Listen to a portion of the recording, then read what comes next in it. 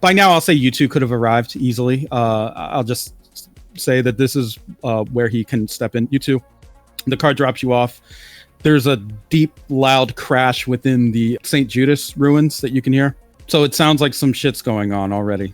There's also probably the sound of your friends screaming as they're running away from this war coffin, I imagine. Yeah, okay. Yeah, fully decked out in his DJ Rabbit gear. You two's gonna echolocate and see who's closest or what shows up first. If you echolocate, you will see that there is, I'd say you get the periphery, the like very edge of like your friends running from something actually that you can't locate. There's something floating, and it's kind of weird to try to bounce waves off of it because it has some kind of like fucking field around it. But there is a distortion that is following them. He's gonna start running in towards that. You enter the scene, assuming the lobby ruins kind of like very open, to see Jim, Simone, and Marisol booking it from a coffin that is floating after them pretty quickly. You see, basically, if you were to be running, you would see a man in a golden mech kind of outfit just emerge out of nowhere. Like fucking Kamen Rider, I guess. I can describe his outfit. So, if you know who Daft Punk is, the gold helmet that they have, similar to that, except for on the sides where the ears are, there are these two long metal sheets that make up like metallic rabbit ears. And U2's jacket is actually lit up now. The LEDs are going. On one sleeve in English it says DJ Rabbit, and on the other side in Mandarin it says DJ Rabbit. And then there's a similar like color going from like green to blue to yellow to green to blue to yellow, just kind of running down the front of the helmet in a cascade effect. And he's just staring at you guys running. Someone's just screaming, giant flying coffin, run! She takes her eyes off the coffin for a minute to notice what seems to be you two, but she's not sure. Oh, hey! Alright, reinforcements! And she turns it around to do a clash on the coffin, a little emboldened that there's someone else to jump into fighting this thing if needed. Go ahead, clash with the coffin if you'd like. This is with through glass, by the way. So a 6, a 2, and a 4. Okay, it wins the clash. And so as you're clashing with it, you actually get struck along the chest, like your stand gets struck, giving you a moderate condition, slashed. You can feel it cut pretty deep. It's basically whipped you with one of its like cable arms. Okay, any ideas, guys? I don't think we can run from this thing forever. She's just wincing and just kind of like stumbles as she runs a little more. The eyes start to appear actually around you guys as well. Like the eyes begin to paint themselves along the ground. It actually was watching you when that happened, Marisol. When you got slashed, you actually see it get a little bigger when that happens. That shit again. So you guys see Marisol take like a pretty nasty slash from this thing as she goes in to try to bravely confront it. And it is now really starting to arm itself. You notice like turrets are popping out of its sides, left and right side, and warming up. I would like to hit it with Turn Down for What to try and knock it off its current path of murdering my friends. That's my clash for my gravity ability. Groove is in the heart. You do lose the fate point, but it does succeed. And it actually doesn't, it won't strike you back at the moment for this, even though you failed the clash. You can get a +2 to your next groove roll. Okay. But it does seem like it's going to like fuck you up if you don't succeed in this. I'm going to give you that opportunity you have a +2 to your groove roll. And if you're wondering why I said you should probably do it, is because this thing, although it seems unreasonable, it is being controlled by a person. You can see a person inside of there. Guess I'll use groove to try and dodge out of the way if I have now triggered the death coffin to attempt to murder me. Okay, you can do it. Well, it's a social roll. So I'm saying, why don't you try... Weirdly, the thing that Simone always does. Why don't you try asking it a fucking question? I don't know. Yeah, he'll go. YouTube's voice actually sounds a lot louder. It's being amplified through the speakers in his helmet. I guess it's both a question and a statement, but he'll say Kosai Tensei, and it'll just boom out. It will freeze. And I also should have told you this. When you try to find its rhythm, you find that it is like a depressing, droning, industrial kind of rhythm. That's the kind of rhythm this thing gives off. It freezes though when you say that.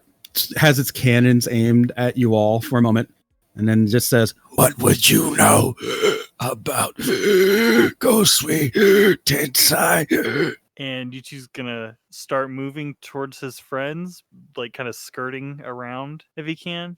He's gonna go, I know that he was involved in a lot of shit here on the moon involving the genetics, and I know a lot of people went missing. He was a hero. He saved me. You wish to harm that savior. You must die. Everyone must die.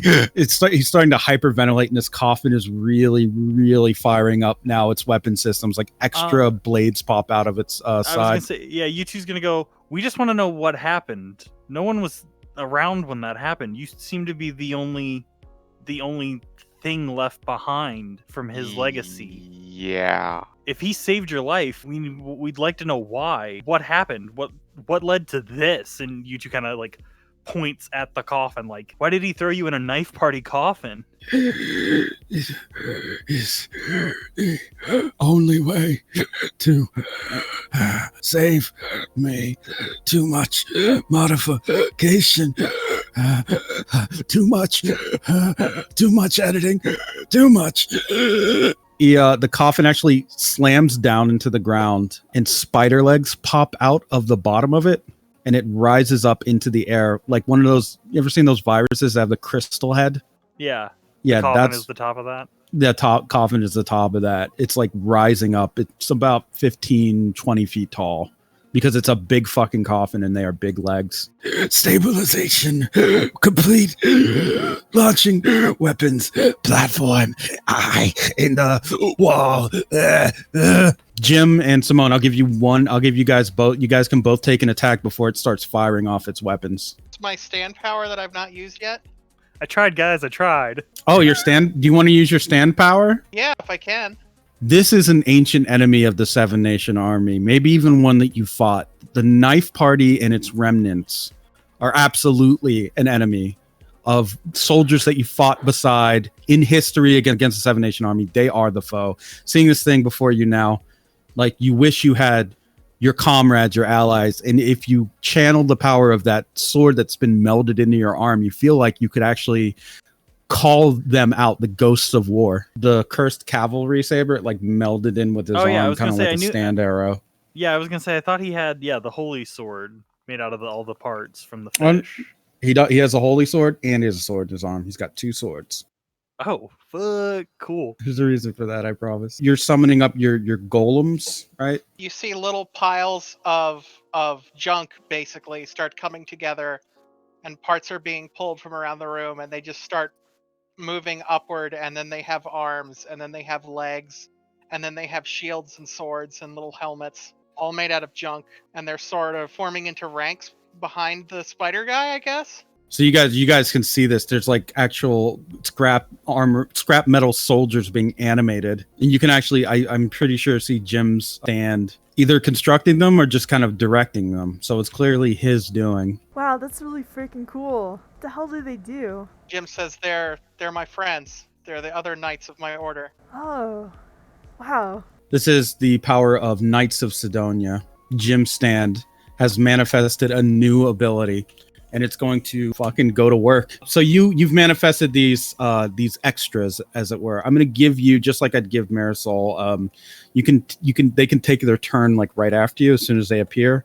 Normally they will go also after you. So they're kind of a separate turn. I will say that they have a +5 to their first attack because they're attacking together. There's 3 of them, right? Is what we agreed upon. So go ahead and give me a 40F +5. Okay, 4. Successfully, they go in for the attack, but their scrap against this metal coffin is like not enough to do damage to it yet. Thing is actually has its attention turned sort of to melee fighting with these things. You see it's like weapons turrets still kind of like maneuvering around trying to aim at you guys. It's the wires behind it are kind of dueling with these 3 knights that have appeared. Simone, what do you want to do? Are the wires, do they look like they're grabbable? Yeah, but they have teeth, so it's pretty dangerous. I mean, yeah, maybe start trying to grab and pull out the wires if possible. It's going to require a power roll. Are you doing this to attack, or are you doing this to create an advantage? Because there's a difference. Create an advantage. Yeah, you try to tug on these wires, but it's really not. It's not. You don't have enough power to do it. They do have some give, but it seems like this is definitely a weapon. This is military grade equipment. Marisol, what do you want to do?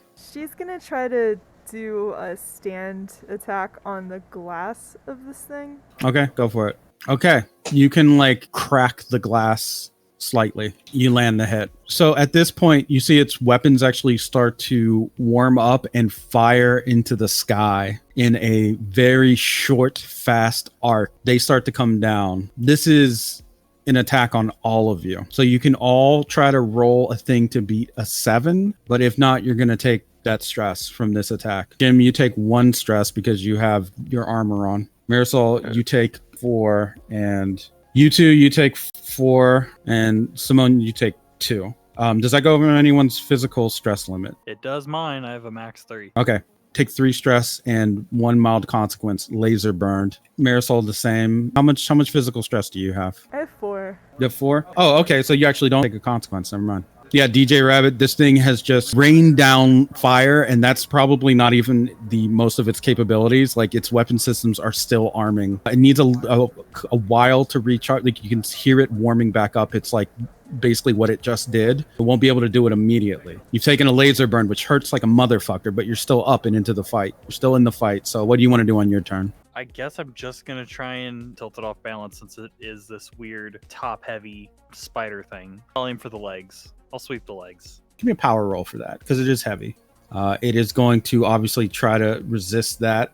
Actually, I'm going to just say that's passive opposition, and you passed on that right now. You can sweep out one of its legs to stumble it. It is stumbled. It has the aspect stumbled. That means if anyone does an attack that takes advantage of that aspect, you can invoke it for free when you attack it and get a +2 on your next attack. So it's been stumbled by DJ Rabbit. Please knock it over, you.